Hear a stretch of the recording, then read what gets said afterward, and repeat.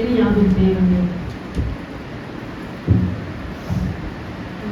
ஒருவன் மாத்திரம் மீந்திருக்க பாகாலின் படைகளை எதிர்த்திடுவே. நான் ஒருவன் மாத்திரம் மீந்திருக்க பாகாலின் படைகளை எதிர்த்திடுவே. அவர் ஜெபிக்க ஜெபிக்க அவர் தலை அசைப்பார், ஜெபிக்க ஜெபிக்க அவர் தலை அசைப்பார். நெருப்பாய் இறங்கிடுவார், என் தெய்வம் நெருப்பாய் இறங்கிடுவார். அசைவாடும் அனலாக்கும் அக்கினி ஜுவாலையே, என்னில் அசைவாடும் அனலாக்கும் அக்கினி ஜுவாலையே. ஒருவன் மாத்திரம் மீந்திருக்க பாதாளின் படைகளை எதிர்த்திடுவே. நான் ஒருவன் மாத்திரம் மீந்திருக்க பாதாளின் படைகளை எதிர்த்திடுவே. நான் ஜெபிக்க ஜெபிக்க அவர் தலை அசைப்பார், ஜெபிக்க ஜெபிக்க அவர் தலை அசைப்பார். நெருப்பாய் இறங்கிடுவார், தெய்வம் நெருப்பாய் இறங்கிடுவார். அசைவாடும் அனலாடும் அக்கினி ஜுவாலையே, அசைவாடும் அனலாடும் அக்கினி ஜுவாலையே. ஒரே ஒரு ஹைலைட் என்னன்னா, நான் ஜெபிக்க ஜெபிக்க யார் தலை அசைவாரு? அவர் தலை அசைவார். அல்லேலூயா. அந்த வரி மட்டும் எனக்கு ரொம்ப பிடிக்கும், அதனால இந்த பாட்டை தேங்க்யூ. ஒரே ஒரு வசனம் பாட்டு வந்து வேற பாடுறாரு 3 வயசு ஃபுல்லா பாடிருந்தேன். அதுக்கு முன்னாடி இந்த பாட்டு நான் எடுத்துக்கிறேன். நேற்று தினத்துல அவங்க அப்பா வந்து அந்த ப்ளூடூத்ல பாடும்போது எனக்கு பிடிச்ச பாட்டு தெரியுது, அவங்க அப்பாவுக்கு தெரியாது. அந்த நான் மனப்பாடம் பாட சொல்ல அவங்க அப்பாவுக்கு தெரியாது. அதை போட்ட உடனே நானும் பாட ஆரம்பிச்சாங்க போட கையில். அவன் சாதாரணமா சின்ன வயசுல 3 வயசு தான், அது மனப்பாடமா 3 ஸ்டான்ஸ் பாடுறான். அது இல்லையே கதர் அப்படியாக வளர்ப்போம் கத்தர் பெரியவர் அற்புத மாறுவர். சங்கீதம் 130. ரொம்ப நேரத்தை எடுக்க விரும்பல, ரொம்ப ஷார்ட்டா சுருக்கா நான் முடிக்கலாம்னு சொல்லி நான் ஆசைப்படுகிறேன். சங்கீதம் 130 முதல் வசனம் வாசிப்போம். கர்த்தாவே, ஆழங்களில் இருந்து உம்மை நோக்கி கூப்பிடுகிறேன். கர்த்தாவே, ஆழங்களில் இருந்து யாரை நோக்கி கூப்பிடணும்? எத்தனை பேர் ஆழத்தில் இருக்கீங்க? என்கிட்ட நீங்க சொல்ல முடியாது, வெளியவும் சொல்ல முடியாது. சொல்லுவாங்கல்ல, மெல்லவும் முடியாது, துப்பவும் முடியாது, முழுகவும் முடியாது. சோபியா சொல்ல என்ன சொல்லுது? முழுகவும் முடியாது. ஆமென்.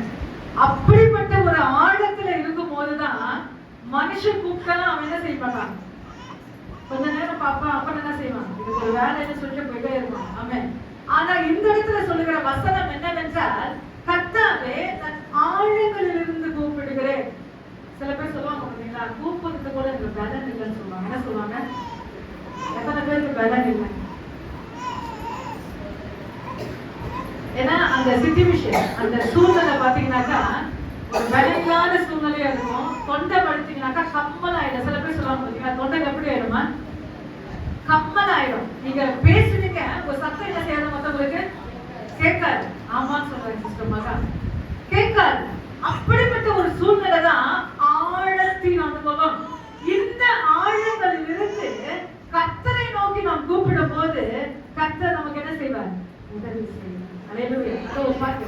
உதவி செய்வார் என்று சொல்வார்கள், உதவி தள்ளிவிட்டு போவார்கள். உதவி செய்வார் என்று சொல்வார்கள், உதவி தள்ளிவிட்டு போவார்கள். உதவி செய்பவரோ நீதானையா, உதவி செய்பவரோ நீதானையா, உமையன்றி எனக்கு யாரையா, உமையன்றி எனக்கு யாரையா. அப்படியே போய் போய் போய் போய் அப்படி வரும். ஆமென். அல்லேலூயா. இந்த இடத்துல கூப்பிடும் போது ஆண்டவர் மறு உத்தரவு கொடுக்கிறார். அது போராட்டமா இருந்தாலும், அது தோல்வியா இருந்தாலும், அது துயரமா இருந்தாலும், அது கவலையா இருந்தாலும், அப்பேற்பட்டவர்கள் சில பேர் சொல்லுவாங்க, அவங்க சாதாரணமா பேசிட்டு போறாங்க. சொல்லுவாங்க என்ன சொல்றாங்கம்மா? கஷ்டப்படாதம்மா, துக்கப்படாதுங்க, பழகப்படாதுன்னு சொல்லி சும்மா சாதாரணமா பாதிக்கப்பட்டவன் நான் சொல்லுவேன். என்ன சொல்லுவாங்க? அதை கஷ்டப்படுறவன் நாங்க. அவங்க சாதாரணமா சொல்லிட்டு போயிட்டாங்க. இன்னைக்கு ஆறுதல் படுத்த, மற்றவங்க நம்மளை ஆறுதல் படுத்த முடியாது. நம்முடைய வெளியே உள்ள சொல்ல முடியாத துயரங்களும் கவலைகளும் கண்ணீர்களும் துக்கங்களும் நம்மை அழுத்தி கொண்டிருந்தாலும், அப்படிப்பட்ட ஒரு துயரமான ஆழங்களிலிருந்து நீங்க கூப்பிடும் போது கர்த்தர் நமக்கு உதவி செய்கிற ஒரு தேவனாக இருக்கிறார். அல்லேலூயா. மனிதனுக்கு புரியாது, மனிதனுக்கு அறியாது. ஏன்? நம்ம பக்கத்துல அம்மாவே இருந்தாலும் சரி, சகோதரியா இருந்தாலும் சரி, கணவனா இருந்தாலும் சரி, அவங்களுக்கு கூட நம்முடைய துயரம் புரியும். ஆனால் கர்த்தரை நோக்கி நீங்க கூப்பிடுங்க. இன்னைக்கு செல்போன்ல எத்தனை முறை எத்தனை பேருக்கு நான் சொன்னாலும் சரி, அவங்க அந்த நேரத்துல உச்சிடுவாங்க. ஆனா பின்னாடி என்ன செய்வாங்க? இவருக்கு நல்லா வேணும்னு சொல்லுவாங்க. ஆனா என் ஆண்டவர் அப்படிப்பட்டவர் அல்ல. அல்லேலூயா. அதான் நேற்று தினத்துல சொன்னேன், பாவம் பண்ணும்போது ஆண்டவர் ஜனங்களை விற்று போட்டார். எத்தனை பேர் அண்டர்லைன் பண்ணிருக்கீங்க எனக்கு தெரியாது. நான் அதிகமா அண்டர்லைன் பண்ணிருக்கிறேன். பழைய ஏற்பாட்டு புத்தகத்துல ஜனங்க பாவம் பண்ணிட்ட உடனே ஆண்டவர் மத்தவங்க கிட்ட விற்று போட்டாருன்ற வசனம் சொல்லுகிறது. கொஞ்ச நேரத்துல அவங்க அழுது மனம் திரும்பும் போது, செய்ய மாட்டாண்டவரை நீர் தான் என்னுடைய தேவன் என்று சொல்லும் போது அப்பவே இறங்கி அவங்களுக்கு உதவி செய்யறவர். அப்படிப்பட்ட ஒரு தெய்வம் நம் தெய்வம். அல்லேலூயா. ஆழங்களில் இருந்து உம்மை நோக்கி கூப்பிடுகிறேன். உங்களுடைய துயரமான ஆழம் எனக்கு புரியாது, உங்கள் வேதனையான ஆழம் எனக்கு புரியாது. எல்லாவற்றையும் அறிந்தவர் அவர். அல்லேலூயா. அற்புதம் செய்கிறவர் அவர். இரண்டாவதாக வாசிக்க போகிறோம். சங்கீதம் 130 5ஆம் வசனம் வாசிங்க. கர்த்தர் சீயோனிலிருந்து உன்னை ஆசீர்வதிப்பார். நீ ஜீவனுள்ள நாளெல்லாம் எருசலேமின் வாழ்வை காண்பாய். 130 கர்த்தருக்கு காத்திருக்கிற என் ஆத்துமா கர்த்தர் அவருடைய வார்த்தைகளை நம்பி இருக்கிறது. ஆமென். கர்த்தருக்கு காத்திருக்கிறேன், என் ஆத்துமா காத்திருக்கிறது, அவருடைய வார்த்தையை நான் நம்பி இருக்கிறேன். எத்தனை பேர் ஆண்டவருக்கு காத்திருக்கிறீங்க? காத்திருப்பது என்பது செயலற்ற நிலை. என்ன நிலை? நான் சொல்றது புரியுதுங்களா? காத்திருப்பது, நீங்க ஆண்டவர் சமூகத்துல என்னால முடியாது சொல்லிட்டு அவர் இங்க பாருங்க காத்திருக்கிறதுனால, அந்த காத்திருக்கிறதுனால என்னன்னா செயலற்ற நிலை. என்னால ஒண்ணும் செய்ய முடியாது, எல்லாத்தையும் நான் பார்த்துட்டு ஆண்டவர் என்னால முடியாது, உம்மால மட்டும் முடியல சொல்லி அந்த இடத்துல நீங்க காத்திருக்கிறீங்க பாருங்க. அந்த காத்திருப்பது விசுவாசத்தின் வெளிப்பாடு. அல்லேலூயா. நீங்க மாம்சத்துல அல்லேலூயா பிரைஸ் தி லார்ட். நம்ம அது இது என்னென்னமோ அவங்க கிட்ட பாக்குறது, இவங்க கிட்ட போறது, அவங்க கிட்ட நியாயத்தை சொல்றது, எல்லாத்தையும் சொல்றத காட்டினோம். அவர் சமூகத்துல அமர்ந்திருந்து பாருங்க, கர்த்தர் பெரியவராக இருக்கிறார். அல்லேலூயா. அதான் சொல்றாரு, நீ அமர்ந்திருந்து பார், இன்னைக்கு நான் செய்யற பெரிய ரட்சிப்பை நீ பார்ப்பேன். நீ சும்மா இரு, உனக்காக நான் யுத்தம் செய்வேன் என்று சொல்றாரு. அல்லேலூயா. ஒண்ணுமே செய்ய தேவையில்ல, ஒண்ணே ஒண்ணு அமருங்க. அமர்வது ரொம்ப கஷ்டம். விசுவாசம் விட மாட்டாங்க, உங்க பலவீனம் உங்களை விடாது. ஆனா அமர்ந்து தேவ சமூகத்துல கொஞ்ச நேரம் காத்திருக்கும் போது கர்த்தர் நமக்கு அற்புதம் செய்கிறவரா இருக்கிறார். அது எப்படி செய்வார்னா, சரியான நேரத்துல சரியான வழியில கர்த்தர் நமக்கு செஞ்சு முடிப்பார். ஆனா யார் சமூகத்துல காத்திருக்கணும்? அமர்ந்திருந்து அவரே தேவன் என்று அறிவோம், அமர்ந்திருந்து அவரே தேவன் என்று அறிவோம். உயர்ந்தவர் பெரியவர் உலகை ஆள்பவர், உயர்ந்தவர் பெரியவர் உலகை ஆள்பவர், தேவன் நமது அடைக்கலமும் பலனுமானார். ஆபத்து காலத்தில் துணையும் துணையுமானார். தேவன் நமது அடைக்கலமும் பலனுமானார். ஆபத்து காலத்தில் துணையும் துணையுமானார். அமர்ந்திருந்து அவரே தேவன் என்று அறியோம். அமர்ந்திருந்து அவரே தேவன் என்று அறியோம். உயர்ந்தவர் பெரியவர் உலகை ஆள்பவர். உயர்ந்தவர் பெரியவர் உலகை ஆள்பவர். தேவன் நமது அடைக்கலமும் பலனுமானார். ஆபத்து காலத்தில் துணையும் துணையுமானார். தேவன் நமது அடைக்கலமும் பலனுமானார். ஆபத்து காலத்தில் துணையும் துணையுமானார்.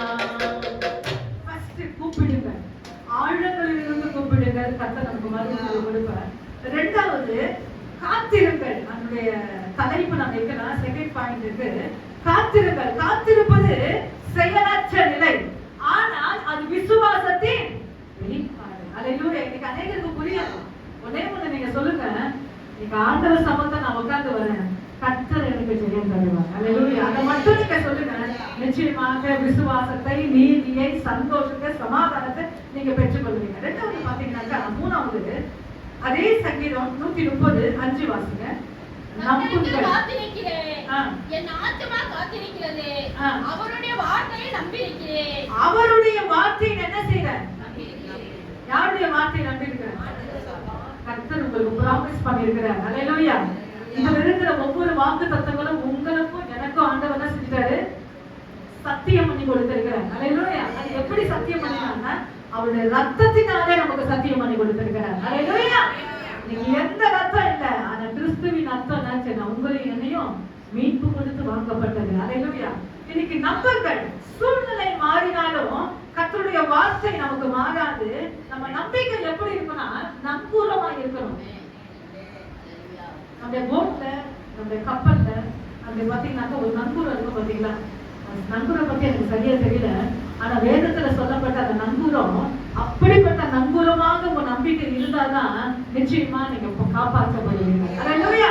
அந்த நம்பிக்கை எப்படி இருக்குன்னா, அவங்க சொல்லிட்டாங்க அதை போய் பார்ப்போமே, இவங்க சொல்லிட்டாங்க இதை செஞ்சுதான் பார்ப்போமே, கிடைக்குமா கிடைக்காதா, நடக்குமா நடக்காதா என்ற பல கேள்விகளில் அவிசுவாசத்தோடு காணப்படும் போது நிச்சயமா சேமத்தை ஜெயத்தை நான் பார்க்க முடியாது. ஆனா என் ஆண்டவர் எனக்கு செய்வார். அவர் வானத்தையும் பூமியும் அந்த சராசரங்களை உருவாக்கின என் தெய்வம் எனக்கு செய்வார் என்ற ஒரு கண்மூடித்தனமான ஒரு விசுவாசம். அல்லேலூயா. ஒரு முரட்டுத்தனமான ஒரு விசுவாசம். அல்லேலூயா. அப்படிப்பட்ட ஒரு நம்பிக்கையோட பேசி பாருங்க, கர்த்தர் நிச்சயமாக உங்களுக்கு உதவி செய்ய அவர் வல்லமையுள்ள தேவனாக இருக்கிறார். அதே சங்கீதம் 137 வாசிங்க. இஸ்ரவேலின் கர்த்தரே கர்த்தரிடத்தில் கிருபையும் அவரிடத்தில் திரளான மீட்பும் உண்டு. ஆமென். இஸ்ரவேல் அதான் சொல்லுவார் அடிக்கடி. இஸ்ரவேல்னா யாரு? நீங்களும் யாரை நம்பி இருக்கணுமா? கர்த்தரை நம்பி இருக்கணும். இஸ்ரவேல் என்றால் நீங்களும் நானும். அவங்க யாரை நம்பணும்னா தெய்வத்தை நம்பணும். ஆமென். அல்லேலூயா. நீங்க அந்த இடத்துல கர்த்தரிடத்தில் கிருபையும் அவரிடத்தில் திரளான மீட்பு தான் சொன்னேன். விற்று போட்ட என் ஆண்டவர் ஒரு சொட்டு கண்ணீர் விட்டு அவருடைய சமூகத்தை நீங்க அழுதீங்கன்னா திரளான மீட்புகள் உண்டு. அல்லேலூயா. அவரிடத்தில் கிருபைகள் உண்டு. என் ஆண்டவர் மன்னிக்க தடைப்பெடுத்தவர். அப்பா அம்மா மன்னிக்க மாட்டாங்க. சூழ்நிலை வந்தாதான் என்ன செய்வாங்க? சில காரியத்தை செய்வாங்க. ஆனா அதை விட என் ஆண்டவர் பெரியவர். அல்லேலூயா. அல்லேலூயா. எல்லா உற்றார் உறவினர்களை விட என் ஆண்டவரின் தெய்வம் பெரியவர். அல்லேலூயா. நம்ம முதல் வசனம் மட்டும் வாசித்து நான் முடிக்க போறேன். சங்கீதம் 131 மறுபடியும் வாசிங்க. ஆழங்களில் இருந்து உண்மை, அது என்ன ஆழமா இருந்தாலும் சரிங்க, வெளியே சொல்ல முடியாத துயரமான ஆழங்களா இருந்தாலும் கர்த்தருடைய சமூகத்துல ஆண்டவரை நோக்கி கூப்பிட்டு பாருங்க. என்னால அவ்வளவுதான் ஆண்டவரே, என்னால மற்றவங்களுக்கு புரியல ஆண்டவரே, என் சரீரம் எனக்கு புரியல ஆண்டவரே, என்னுடைய துக்கம் ஆண்டவர் யாருக்கு சொன்னாலும் ஆன்லைன் சொல்லி கவலைப்படுறீங்களா? ஆனா ஒன்னே ஒண்ணு செய்யுங்க, அந்த ஆழத்துல இருந்த மனுஷனை கூப்பாடு தெய்வத்துக்கு. உங்களை என்னையும் படைத்த கல்வாரி சிலுவையில மரித்து 3ஆம் நாளிலே உயிர் தெழுந்த அந்த தெய்வத்தை நாம் கூப்பிடும் போது கர்த்தர் பெரியவராக இந்த பெரிய காரியங்களை செய்வார். எல்லாரும் மனங்கள் படிக்கிட்டு கொஞ்ச நேரம் நாம் ஜெபம் அதிக நேரத்தை நான் எடுக்க விரும்பல, திருவிருந்த ஆளாக ஆழங்களில் இருந்து கூப்பிடுவேன். உடைய துயரமான பார்வை